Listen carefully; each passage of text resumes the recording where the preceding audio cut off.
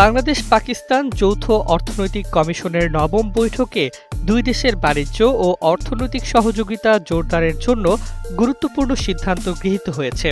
সোমবার রাজধানীর শেরেবাংলা নগরের NEC সম্মেলন কক্ষে অনুষ্ঠিত বৈঠকে বাংলাদেশের পক্ষে নেতৃত্ব দেন অর্থ, বিজ্ঞান ও প্রযুক্তি উপদেষ্টা ডক্টর সালেহ উদ্দিন আহমেদ, আর পাকিস্তানের পক্ষে ছিলেন জ্বালানি মন্ত্রী আলী পারভেজ মালিক।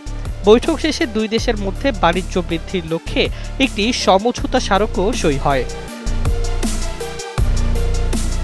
পাকিস্তানের পেট্রোলিয়াম মন্ত্রী বৈঠকের পর সাংবাদিকদের জানান, দুই দেশের বাণিজ্য এখনও $1 বিলিয়ন নিচে, যা বাড়ানোর প্রচেষ্টা অব্যাহত থাকবে। তিনি বলেন, বাংলাদেশ থেকে পাটসহ কৃষিপণ্য আমদানি বৃদ্ধি করা আমাদের লক্ষ্য। 2 দশক পর এই বৈঠক নতুন ইতিবাচক ধারা সৃষ্টি করেছে।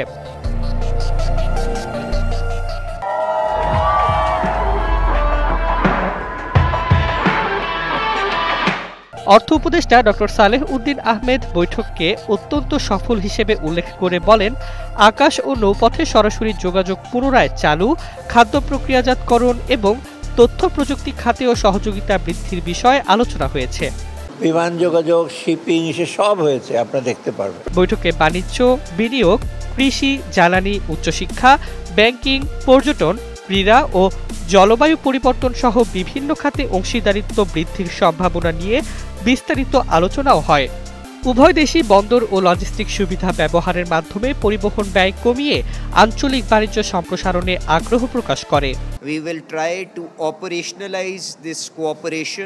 এছাড়া Bangladesh standards and testing institute এবং পাকিস্তান হালাল অথরিটির মধ্যে হালাল বাণিজ্য সহযোগিতা বিষয়ে একটি সমঝোতা স্মারক সই হয়।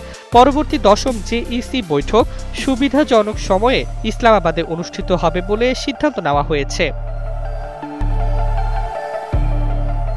উভয় দেশই আশা প্রকাশ করেছে এই বৈঠক দ্বিপক্ষীয় সম্পর্ককে আরও জোরদার করবে এবং অর্থনৈতিক অংশীদারিত্বকে নতুন উচ্চতায় পৌঁছে দেবে।